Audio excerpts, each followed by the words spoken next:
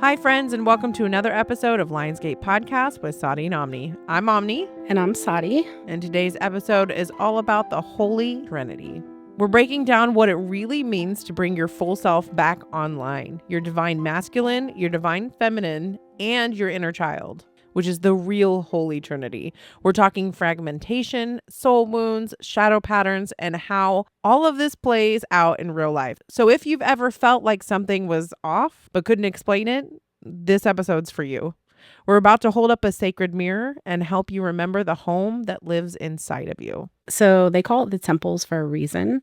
It's from the Latin word templum, and it's a sacred place of worship. But they never told you that that place was your body, your mind, your spirit, and your breath. So the temples that are on the side of your skull, they're not just anatomy. They're thresholds, and they're gateways to the soul.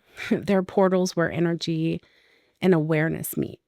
So the real Holy Trinity isn't the Father and the Son and the ghost in the sky or whatever. It's the divine masculine, the feminine, and the inner child.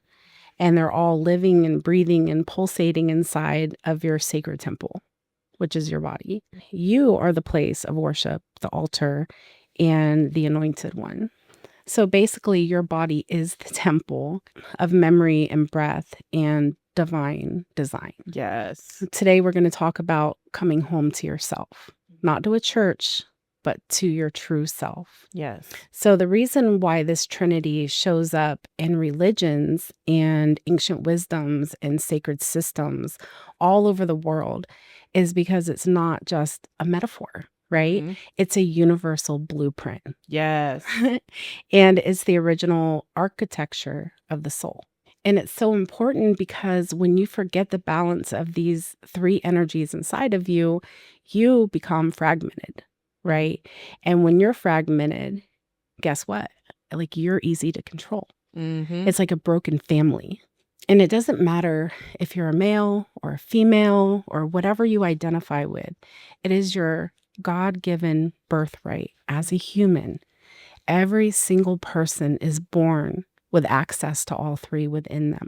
We're not just the mind, body, and spirit. You're all three combined. Yeah. And so when all three of these parts are communicating and dancing with each other and playing with each other and equals, you start to become more powerful. Mm-hmm. And the systems that are all built on fear, they can't manipulate that whole person. Yeah. Even governments, the first thing they do is separate the people, pin them up against each other, Mm-hmm. and then they're easier to control.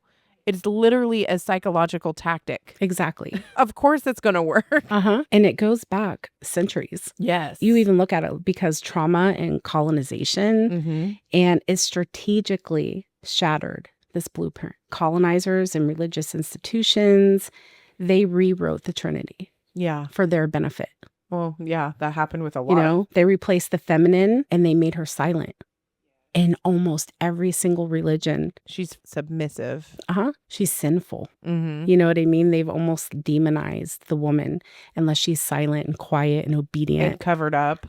Exactly. And then they replace the inner child with punishment and fear and shame. Kids can't even cry in public or express their emotions. They have to sit in school and just be super quiet and listen to the rules and listen to what they're told what to do. And have to be obedient in that aspect as well. And then they inflated the masculine into domination and fear-based control. So they disconnected people from their bodies and from the divine inside of themselves. And then they turned their temples into churches because they knew that if you worship outside of yourself, you'll forget about the God within yourself. So yeah, let's go to church. Let's go here and there and look for it outside of yourself. Not to stomp on anyone who is a Christian or anything like that. But in Western Christianity, at least, the Father, the Son, and the Holy Ghost is a trinity that mirrors the masculine Father, the child is the Son, and the Spirit is the ghost, and is often seen as the feminine. But over time, the feminine got erased. Yeah. So originally, that's how it started. And the Holy Spirit became so ghosted, right? Literally. And the son was elevated and the mother was removed. And then even in Egyptian mythology, you have Osiris and Isis and Horus, the father, the mother, and the child. There was divine balance there. So Isis was feminine magic and Osiris was masculine order. And Horus was the child of vision and restoration. Even Hinduism, there's Shiva and Shakti, and then Ganesha was their child. Ganesha was the bridge between the divine of both of them. It's just so beautiful the way that culturally and spiritually it's supposed to really be. All of these religions and traditions, it starts out like that. But with a lot of the orchestrated and structured religions, they fucked it all up. And they've done it to control and manipulate. Even in the Kabbalah, alchemy, and a lot of indigenous traditions and stuff like that refer to the mind, body, spirit, like over and over and over and over again, you know? It just repeats itself. But right now, as a whole, consciousness, I guess I would say, we're starting to wake up. More and more and more of us are. And we are remembering and we're seeing that the systems are crumbling and our inside temple is like crying out to us. Yeah. And this isn't about theory. It's about embodiment. We want to be whole again. You know, we can just feel it. You know, we start by welcoming back the parts of ourselves that we turned away. And that's the real gospel. Amen. Yeah, that's the Holy Trinity. So it's kind of like the church of fuck around and find out. Yeah. That's where we're at right now. So when we think about the Holy Trinity, it's really just a sacred framework of wholeness. And what if these paths that we've been taught to keep separate, psychologically, spiritually, religion, mysticism, were never meant to be divided? What if they're all mirrors of the same truth? Oh, yeah. Let's reimagine the Holy Trinity, not as something outside of us, but as something deeply rooted within us. So the inner child, the divine feminine, and the sacred masculine, each holds a key to a deep soul level healing and transformation. And the Holy Trinity has been mentioned through millennia. It's been repeated. It's a pattern. It's in different religions. It's repeated in different texts and spiritualism all across the world from the beginning of written word. Yeah. Let's look at it comparatively. So the Holy Trinity is the inner child, the divine feminine, and the sacred masculine. And those roles are spark, nurture, and structure. But the Holy Healing Trinity is inner child, shadow, and ancestors. Right. Which their roles would be the wound, the protector, and the pattern. Yeah. The spiritual trinity would be spirit, body, and mind.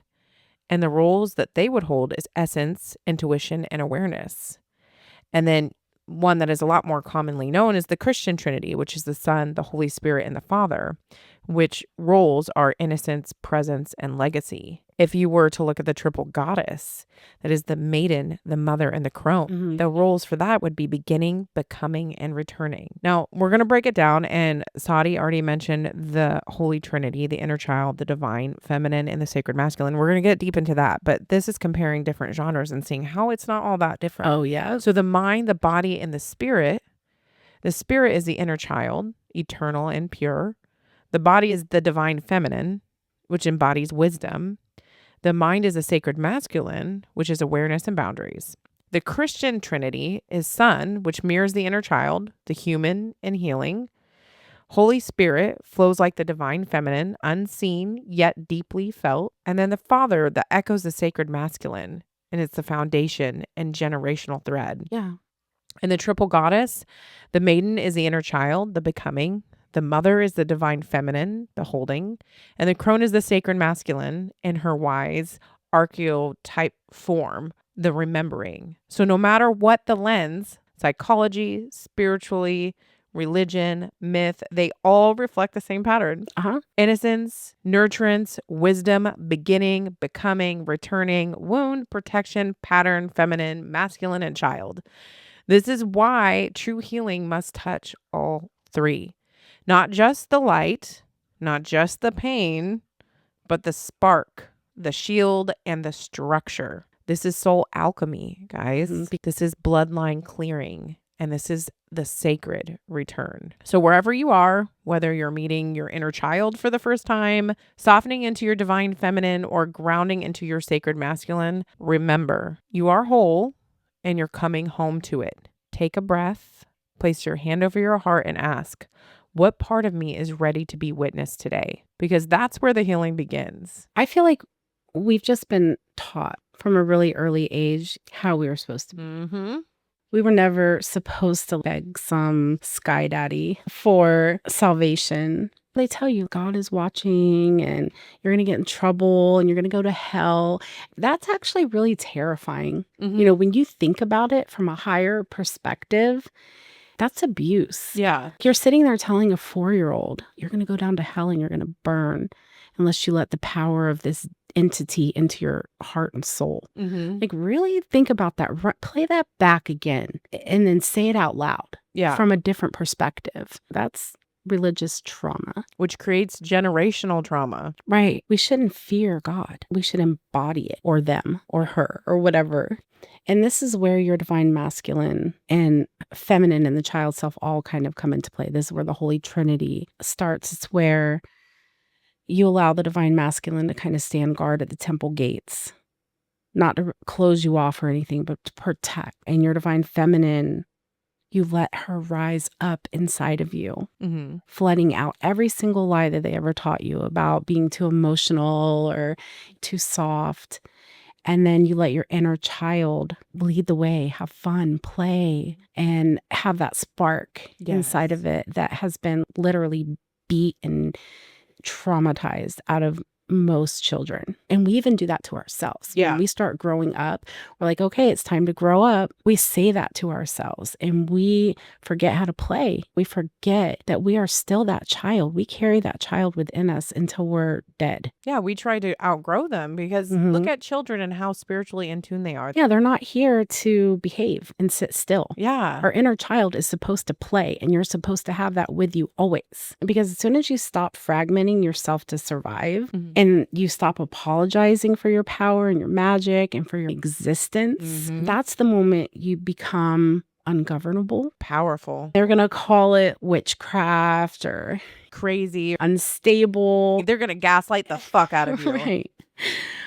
Because what you're actually doing is you're walking back into your temple and you're remembering who the fuck you are. They're going to fear you because once your Trinity comes back online and you stop settling and begging and you stop letting this matrix tell you what's sacred and you start listening to your own heart, it'll lead you in the right direction. Exactly. That's why they built religions. That's why they erased the feminine. That's why they shamed your body and your rage and your pleasure and your voice.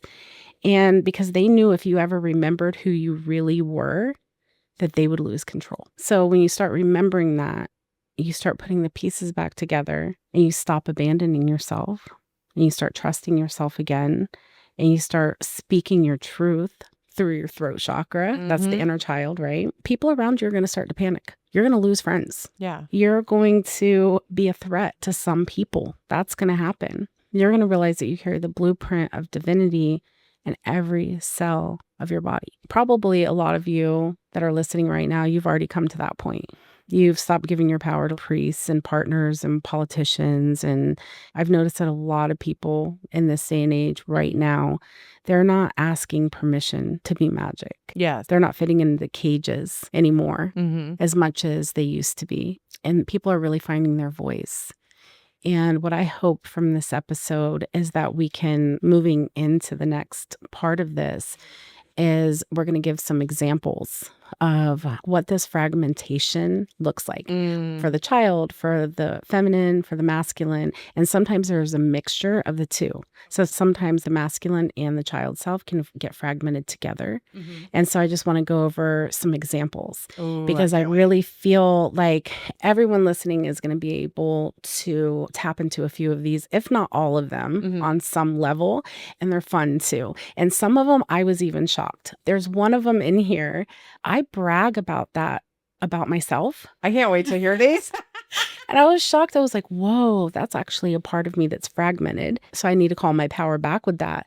So the first one is about chasing unavailable people. We've all been there. I'm looking at Omni from across the table. And that's inner child fragmentation. So it's not really that you have bad taste. And I've heard people say, oh, I just have bad taste in women or men or whatever, or in their partners.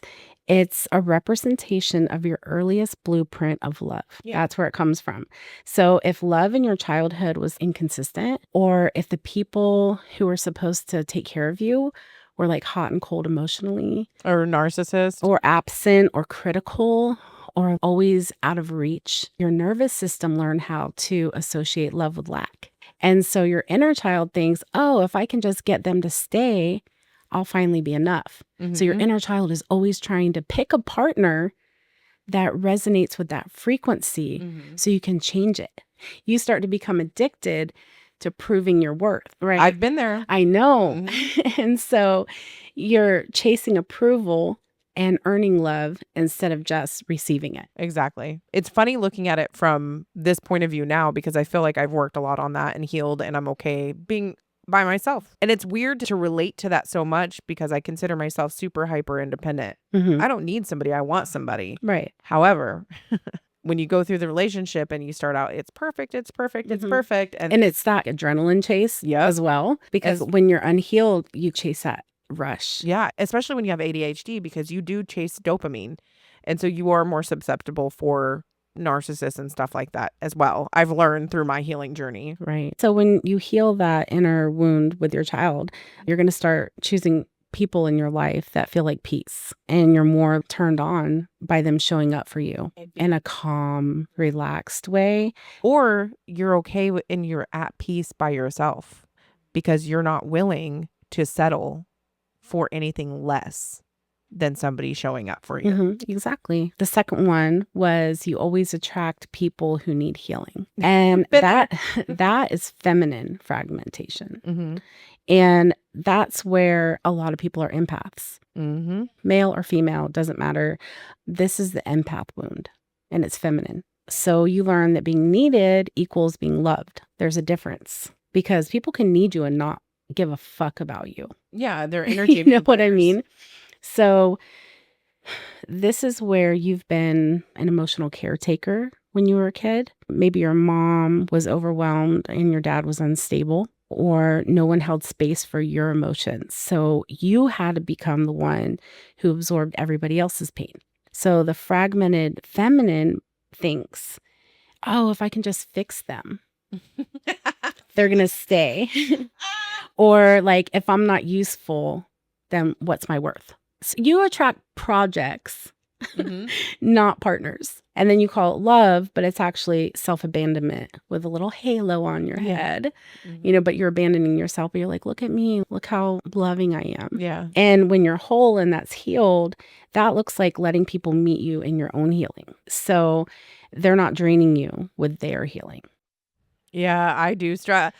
I was just talking to my really close friend, and I was saying I'm really good at gift giving because like I like that, but I do struggle with receiving, and he does too. And he goes, "That's weird that we're both like that." I said, "No, baby, that's trauma."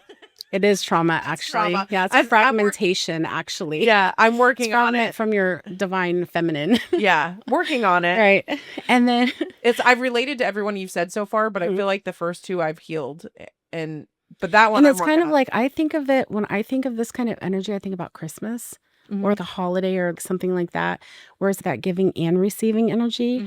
Because when I get a gift, it makes me feel good, but it makes me feel just as equally as happy to give someone something. Yeah. You know, because especially if you took time to pick that gift out for somebody, you get excited and you're like, oh, I can't wait to give you this gift. Yeah. And then you can feel their excitement too, because they took time to give you something. Yeah. And then you get to exchange it at the same time. That's what that is about. When you look at it in those terms, it's like if you're really excited to give somebody a gift and they're just as excited. Yeah. And then they give you their gift and you're like, oh, no, thank you. Right. You're rejecting that. How would you feel if you're all excited to give something to somebody and they're like, oh, no, thank you, I can't take that? That's rejection. I had an ex talk shit about the gift, and that hurt me so deeply because I put so much love and energy into gift giving. Yeah. So on an energetic level, you really have to think of it in those terms, because it's that kind of energy, and you can take that with everything. Yeah. When you're playing with the masculine and feminine energy and you're trying to incorporate this Holy Trinity, when the child is trying to give you a gift, or when the masculine is giving a gift, or when the feminine is giving a gift, to all three of these energies within yourself. You have to come with that same receptive energy and that openness to receive and to give equally for all three of them. Yeah. Okay. That's some balancing. Yeah, you have to balance the energy. I'm really glad we did just do a tea time on balancing masculine and feminine energy within you, because I feel like it's a great precursor to this episode. Yeah, for sure. We covered a lot in that one, but we didn't include the child. Yeah. And the child really connects everything. I mean, think about when you go to therapy, they're like, your inner child every few seconds. It's important. So tell me about your early years. Yeah, exactly. What did your mom and dad do to you? Yeah. What did your parents do? All of it. Yeah. Usually starts there. Yeah. Okay, so number 3, you shut down or get cold when things get real. That's masculine fragmentation. It's not one of those times you're like, hey, I just need some space energy. It's like, leave me the fuck alone energy. It's like that masculine, aggressive, get the fuck away from me energy. It's a survival mechanism, like dressed up as emotional maturity. Right. And that could have been because you've been told to suck it up or don't cry or just keep moving, keep going, even if you're hurt. Maybe your pain was ignored. Like when you were hurting or you were going through some stuff, maybe like, can just get out of my face when you were a kid. Instead of come here and let's talk about what's going on with you. The wounded masculine is, if I let them too close to me, then I'm going to break down. They're going to see my wounds. And if I feel right now in this moment, because I'm highly upset, I'm going to fall apart. And I don't want anybody to see me fall apart. So I'd rather get angry. Imagine a couple in a kitchen and say the feminine is upset, the masculine's upset, and the feminine comes over and is like, baby, let's just talk about this. And he's like, get the fuck out of my face. Right? Get away from me. The feminine inside of you backs down and feels hurt and walks away. And the masculine, what he really should have done was like, I need you to come closer. I need you to hold me because I'm falling apart right now. You need to be held by your feminine energy, and you need to fall into her arms, and you need to break down. Yeah. And you need to hold her because she comforts, she nourishes, she protects you. Okay, this is all we're talking about, the Holy Trinity here. Instead of telling her, go sit down, go shut up and leave me alone. Yeah. That is the breakdown in the masculine. So you build up these walls instead of boundaries. I mean, I've struggled with that. You pull away when you really need that connection. You confuse your numbness. You're like, I'm just going to numb it. Oh, I'm just going to be a man. Take that masculine energy, male, female, whatever. Yeah. And you confuse it with strength. I'm strong. I'm just going to keep going. I'm just going to numb it, right? Yeah. So when you're whole, it looks like you're being the protector, the one that lets that gentleness and that comfort in. And you're also staying present and in the moment when your instincts are telling you, shut down. Be an asshole, Right. That's your strength. That's courage. That takes a lot of emotional alchemy and strength to let those feelings come through. You're staying there anyway, and you're standing in that power, and you're crying with your head up. Yeah. And letting the tears fall into your feminine. Number 4, this one I think a lot of people do, especially if you're in your own business, if you're trying to start up your own business, or this could even be like energy exchange. This is where you undercharge or over-deliver or struggle to receive. Guilty. So this is the feminine and inner child fragmentation. Okay. Let's be clear for a second. This isn't really about money. It's about worthiness. Yes. And knowing your worth. So if you were raised in a house or a culture or a spiritual system that glorified you being selfless, you were programmed to believe that your value came from what you gave, not from who you were. So the inner child says, I have to prove I'm worth something. Yeah. And the wounded feminine says, oh, I can't take that. If I get too much, I might be punished or rejected or something bad might happen to me, right? And so many people do this. All these good things are happening to me. Something bad must be coming right behind it. Yep. And then when something bad comes, you're like, I knew it. Yeah, you manifested that. But you manifested it. And then you rewarded yourself by patting yourself on the back and being like, see, I called it. It's this vicious cycle. And then you find yourself apologizing for asking. And then you downplay your gifts and you get uncomfortable when all this abundance starts showing up in your life. Yeah. You get uncomfortable with it. You're scared. when you're whole, you can receive compliments and abundance, and you receive it and you have gratitude for it. And you're like, yep, keep it coming. Oh, I look pretty. Thank you. Yeah. Or, oh, yes, you're going to pay me for what I'm worth. I appreciate that. Yeah. And you take it without guilt, and you're charging in alignment with your actual value, not coming from fear or a place of lack. Right. And you're letting your art or your healing or your love or whatever it is be enough. There's a million examples. And I'm sure everybody listening is probably clicking in their head. You're like, yeah, even for their services. You do something for a friend and you're like, oh, no, I can't take it. You're giving somebody a ride and they're like, let me give you $5 for gas. Yeah. You're like, oh, no, don't worry about it.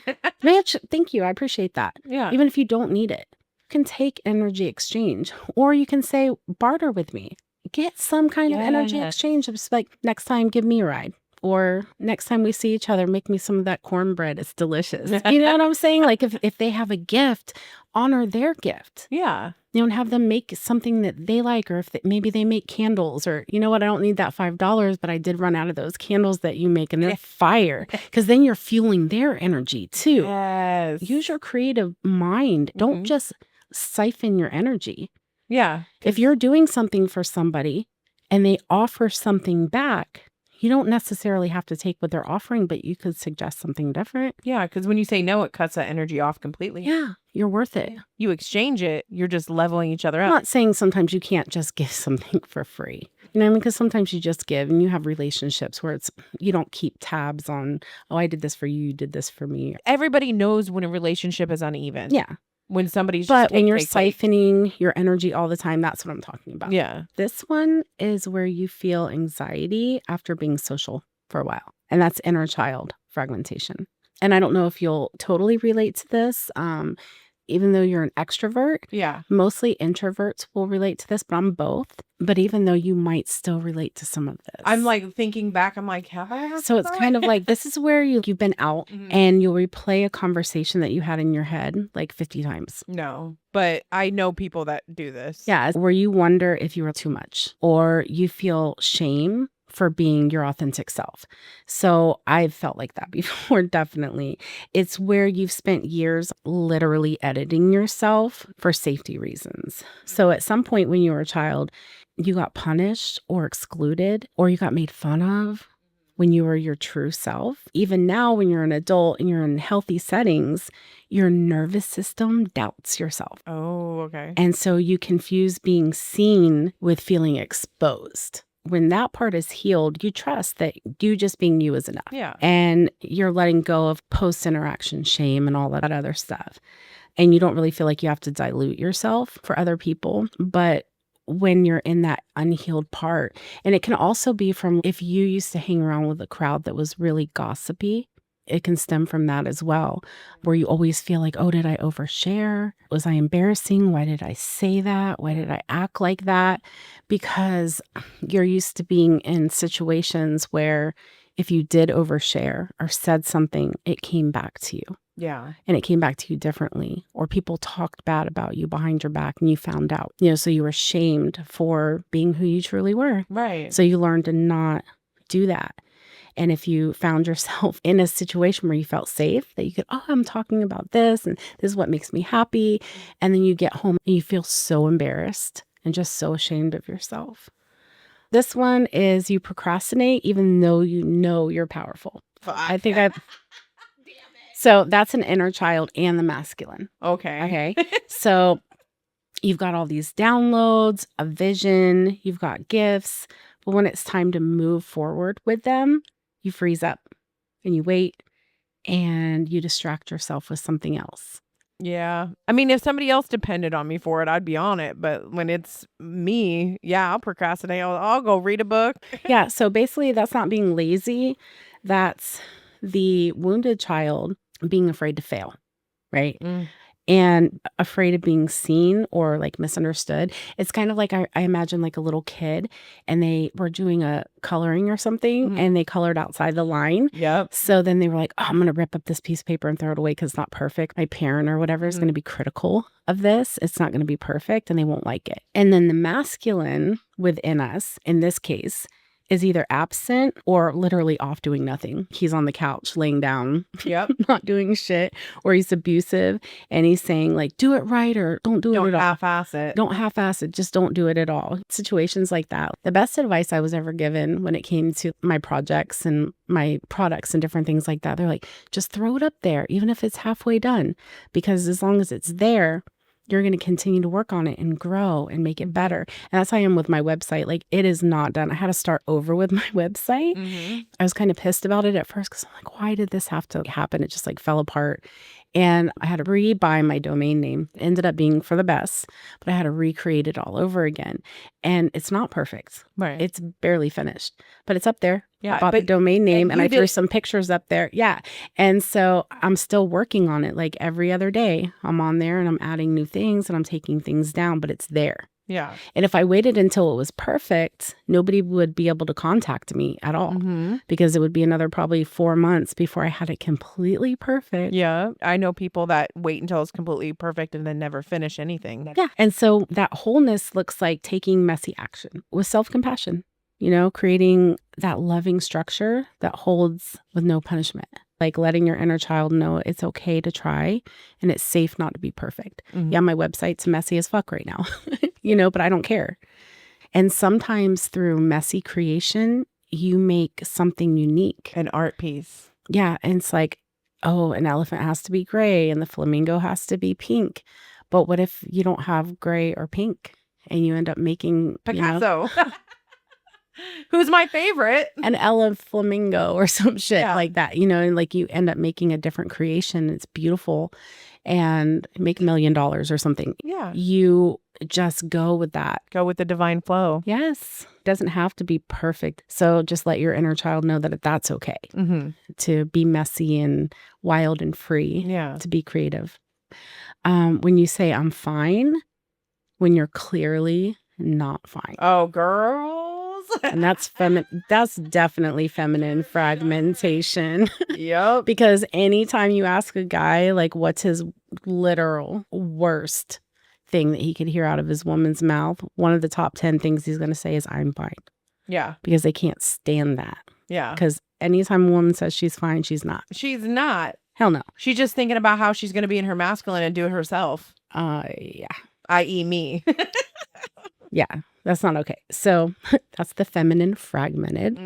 So this one runs really deep, especially for people that were raised to be like caretakers, empaths, or the peacekeepers. You were taught that your feelings were too much. Point blank, period.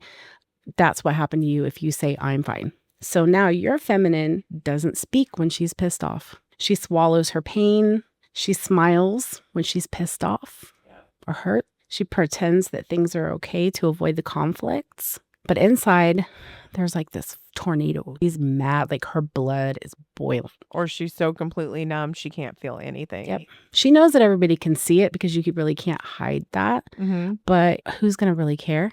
Yeah. You got the energy of just like, yeah, well, I could tell you what's going on, but what are you going to do about it? What can I do about it? You know? It is what it is. A favorite saying. Yeah.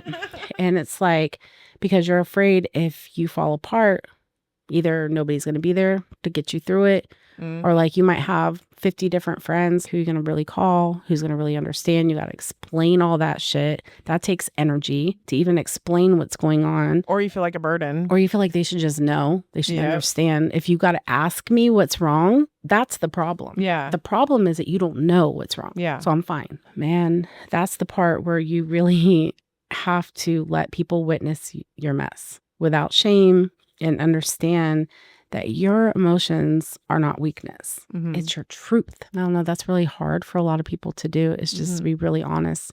You know, when you want to say I'm fine, take a deep breath when somebody's really asking and they need to hear your truth, to be like, let's sit down. You're not going to like what I have to say, but you have to speak your truth. You can't hold that in. That's harmful to you. That's like putting your hand over the feminine within you, over her mouth, and telling her to shut up. You don't do that to her. That is not how you heal this Trinity. Right. You know, that's not how you get your power back. She's sacred. Yeah. This is the last one that I'm going to talk about. This one I'm guilty of, and I'm just realizing that this might not be my superpower. This one is where you shapeshift to fit into any room that you're in and with any group of people that you're with. Oh, okay. Yeah. This is inner child and feminine fragmentation. I feel like I'm able to vibe with anybody, and I've always felt that way.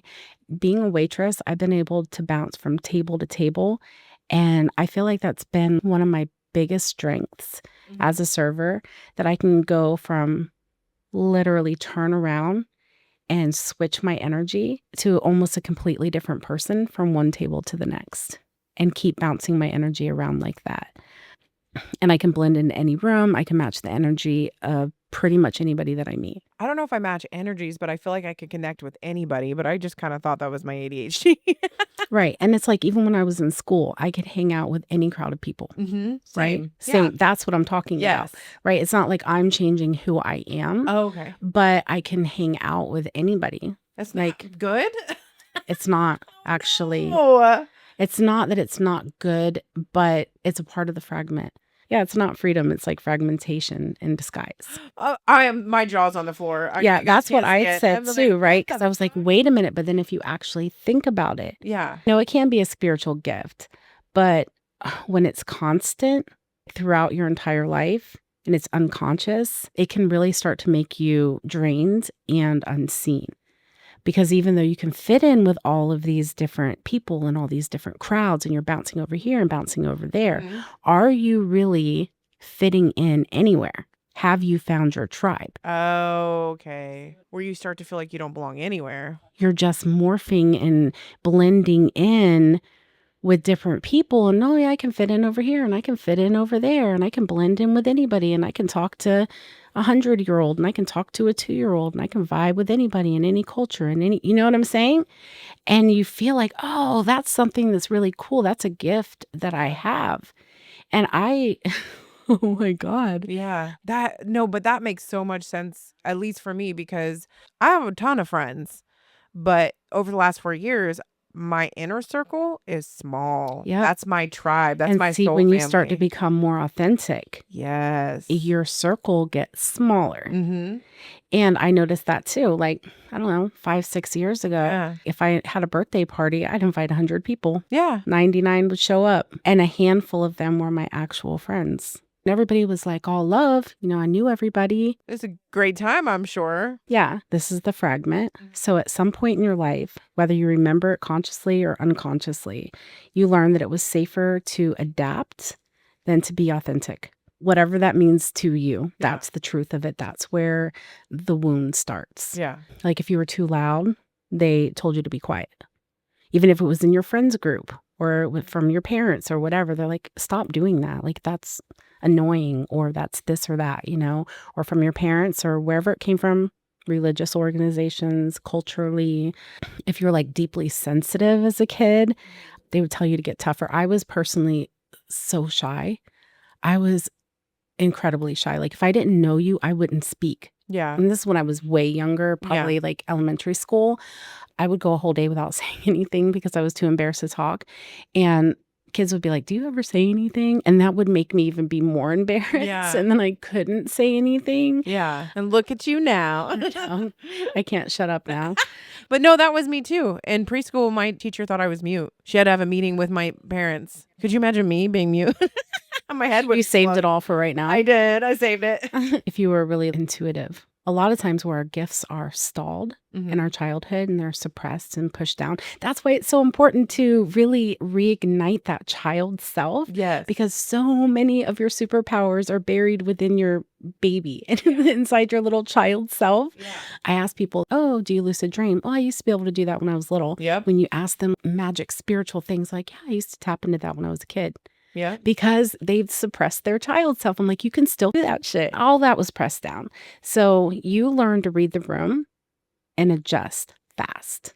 That's why you're a shapeshifter. That's why you can blend. So you built different masks to survive. And your inner child started to become this little performer. Yeah. You know, this little actor, actress. Yep. And your inner child and your feminine hid her truth. Your masculine became hyper, like vigilant. about that shit, I right? just feel like you're talking directly to me. I'm talking to everybody that is like that, you know? So you started to become the person that everybody loved, right? But no one really knew you. Yeah. And this is what happens with people where it's like you have 1 million friends, you have 2,000 followers on Facebook, you go out and everybody's like, hey, what's up? And they give you dap, they buy you a drink. You have a lot of people that know you probably, Yeah. but nobody really knows you. That's why you're like, I'm fine. And you smile because you have nobody that really, really gets you. Damn. It's funny because I've clocked this about myself as a pattern where I have said almost every partner I've ever had, once I break up with them and we're done, will come back around and say, I'm sorry for the way I treated you. I should have treated you better. And I'm like, I want people to appreciate me for me in the moment instead of appreciating me that after would be they nice, lose right? me, right? Mhm. But it makes sense if you put it in this context that they didn't really know me.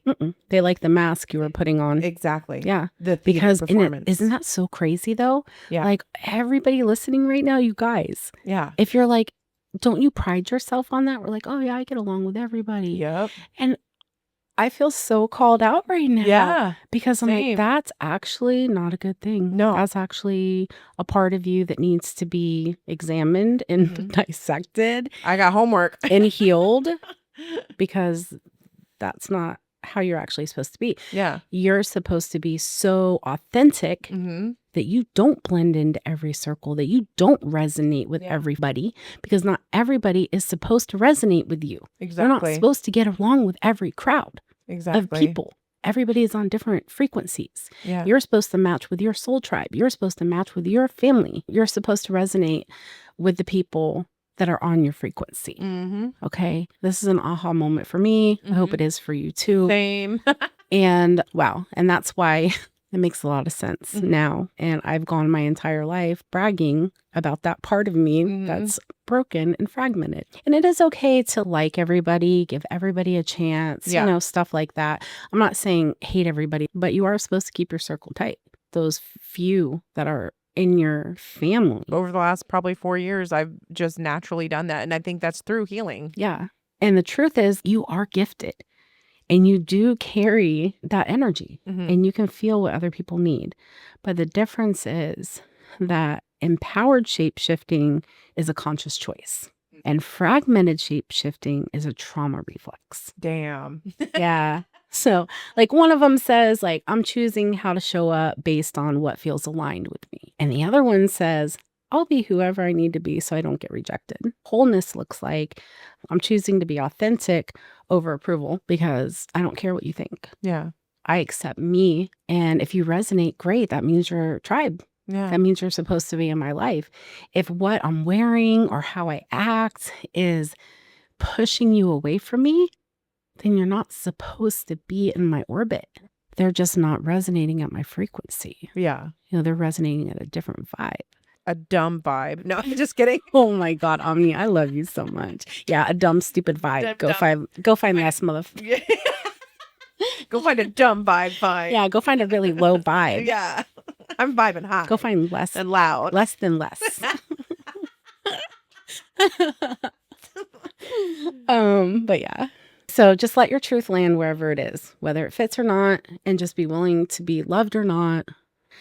And you don't have to be a shapeshifter to be worthy, So you as a person is your frequency. And you don't have to try to vibe at anybody else's. Yeah. So now that we've covered all of our fragmented parts, we're going to talk about what you can do to bring yourself back online and bring all of them together in holy unity. So I have an exercise that I want to walk you through, something that could shift everything for you. And it starts with one meeting. So you come home to every version of yourself sitting at the dining room table.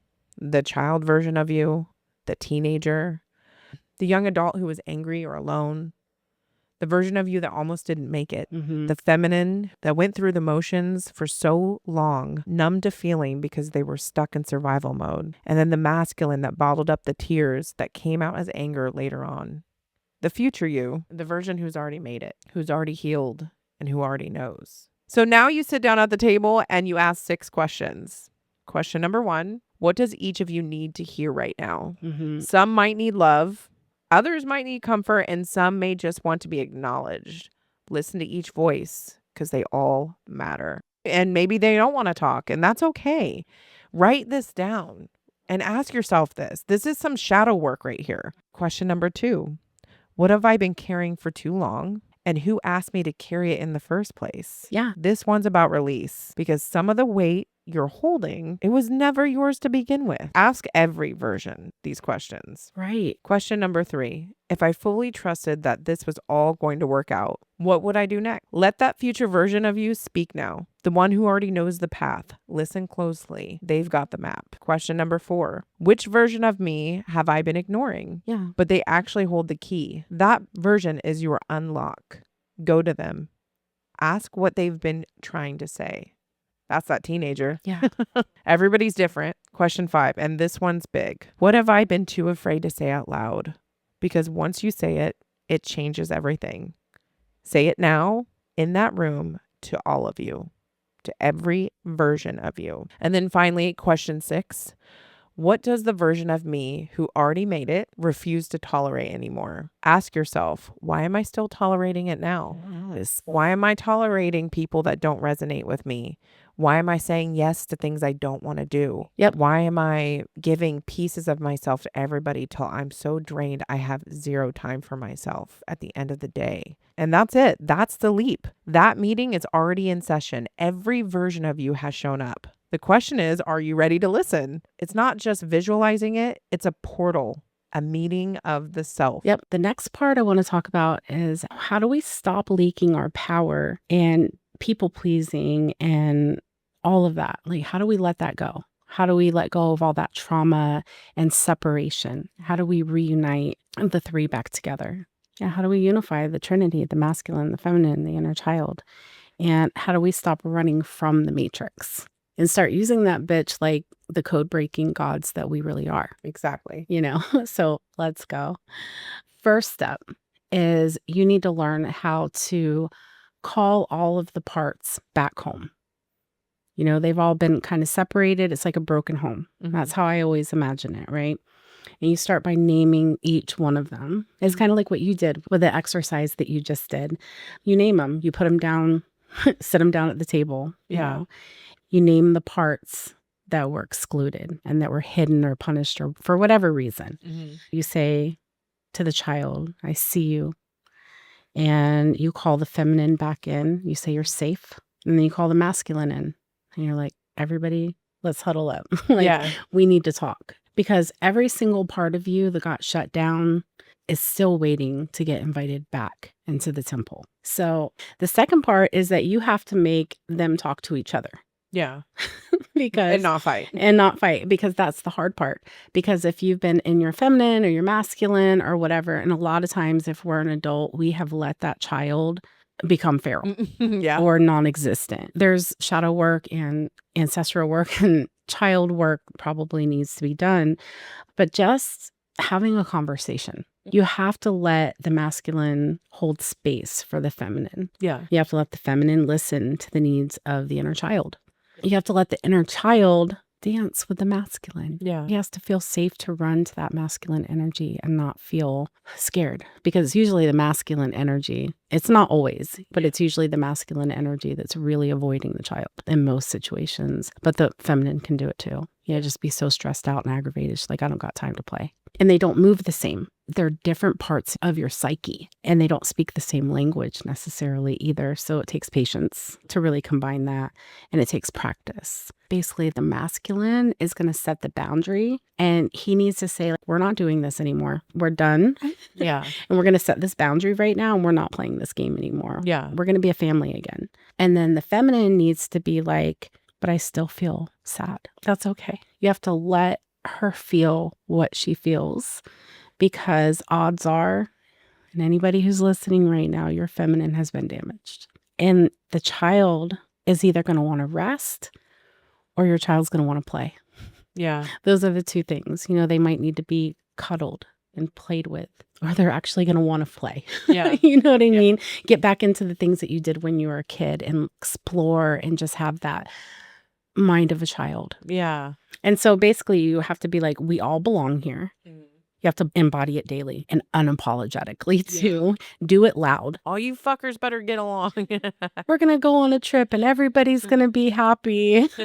We're going on a road trip. And if you ask me how much longer, this is going to be forever. Forever. You have to say no without feeling guilty. Yeah. You have to cry without feeling embarrassed. Yeah. And you have to take up space without apologizing for it all the time. You just have to embody that. You have to speak your truth, even if your voice shakes, because your child deserves to be heard this time. Yeah. Because your child is done being quiet. Embodiment equals freedom.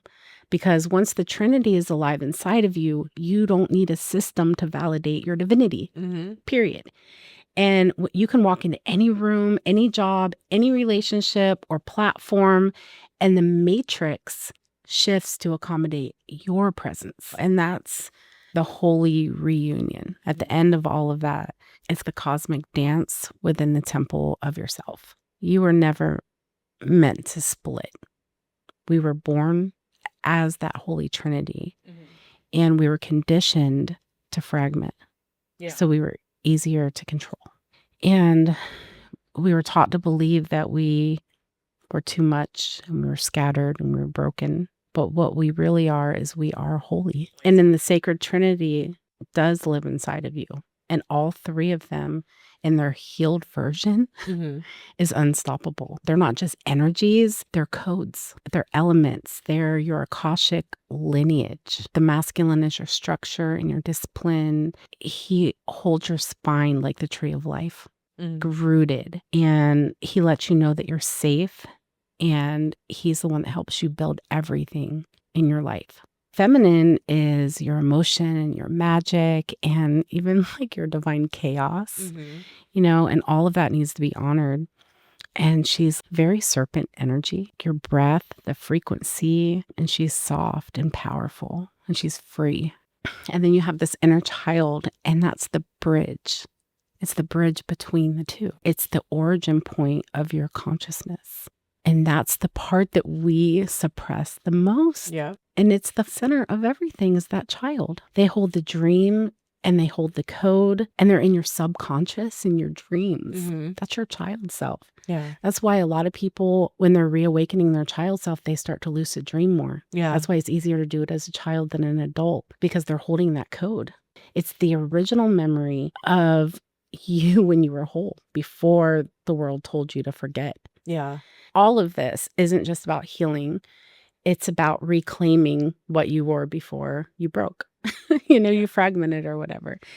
And it's about like the mind, body, spirit coming back into alignment. It's about radical acceptance. Yeah. And becoming divine embodiment. So, you just need to remember you're not part of the universe. You are an expression of its memory. And just together, they don't fight. And they don't collapse and they don't disappear. They dance as one body. None of us have all of this figured out. We're just a bunch of souls running around learning how to be human again, or remembering who we are, or reclaiming what we lost. And this path, it's not about perfection or who's doing it better or anything like that. It's about just being here and showing up. It's messy or magical. It's just being real. And wherever you are on your journey, I want you to know that you're not behind, you're not too late, and you're not alone. We are walking this path with you, temple by temple, and becoming whole together. And until next time, stay sacred, stay wild, stay unapologetically you. And remember to always keep your minds open. Namaste.